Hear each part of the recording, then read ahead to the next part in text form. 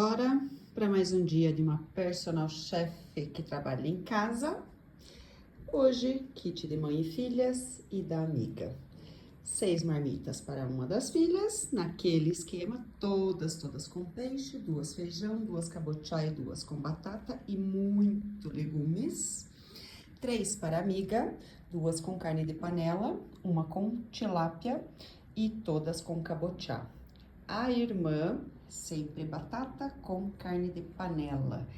E a parte da mãe, hoje somente 3 de carne. E os leguminhos e cabotiá, sempre. Então, começando a semana bem de leve, só com esse kitzinho, que é uma graça. Sempre bem verdinho, olha só quanta coisa. Tem quiabo, tem vagem, tem um pouquinho de cenoura, tem abobrinha, tem brócolis, tem couve-flor, que mais? Ah, já nem lembro mais. Enfim, tá aqui, trabalhinho de hoje.